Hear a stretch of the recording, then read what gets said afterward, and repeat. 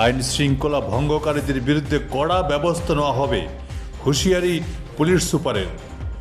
জেলায় নির্বাচনী আচরণবিধি চলাকালীন প্রশাসনের অনুমতি ছাড়াই গতকাল শিলচরে ওয়াকফ বিরোধী মিছিল বের করা হয়েছে বলে জানান পুলিশ সুপার নোমাল মাহাত্তা। আইন শৃঙ্খলা ভঙ্গকারীদের বিরুদ্ধে কড়া ব্যবস্থা নেওয়া হবে বলে পুলিশ সুপার হুঁশিয়ারি দিয়েছেন।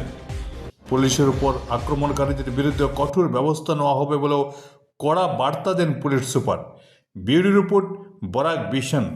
প্ৰতিবাদী সমদল ওলাইছিলে বেৰেঙা অঞ্চলৰ পৰা আৰু নিৰ্বাচনী আচাৰ সংহিতা লাগু হৈ আছে, গতিকে তেওঁলোকে কোনো ধৰণৰ অনুমতি নোলোৱাকৈ তেওঁলোকে এটা প্ৰতিবাদ সমদল ওলাইছিলে আৰু গম পোৱাৰ লগে লগে আমি তাত আৰক্ষী বাহিনী তাত আহে, আমি নিজে আহোঁ, আহি তেওঁলোকক আমি ডিছপাছ কৰি দিওঁ। সেই ডিছপাছ কৰাৰ সময়তে দুই তিনিটা দল তেওঁলোকৰ কিছুমান দুই এটা উদণ্ড ল'ৰা আগবাঢ়ি আহি পেলাই এটা পৰিৱেশ সৃষ্টি কৰিবৰ কাৰণে তেওঁলোকে চেষ্টা কৰিছিলে।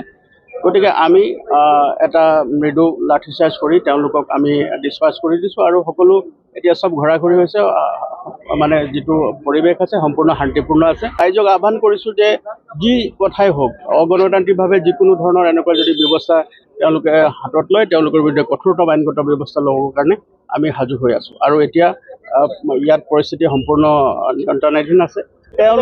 তেওঁলোকে চেষ্টা কৰিছিলে আৰু আৰক্ষী বাহিনীলৈ লক্ষ্য কৰি তেওঁলোকে শিলগুটি দলিয়াবলৈ তেওঁলোকে চেষ্টা কৰিছিলে, কিন্তু লগে লগে আমি সেই সংক্ৰান্তত ইতিমধ্যে আমি মোকৰ্দমা ৰুজু কৰিছোঁ আৰু যিসকল পাৰ্পিটেটৰ্ছ আছে, যিসকলে এনেকুৱা আইন শৃংখলাজনিত পৰিস্থিতিৰ সৃষ্টি কৰিব বিচাৰিছে, তেওঁলোকৰ বিৰুদ্ধে কঠোৰতম আইনগত ব্যৱস্থা ল'বৰ কাৰণে আমি তৎপৰ হৈ আছোঁ।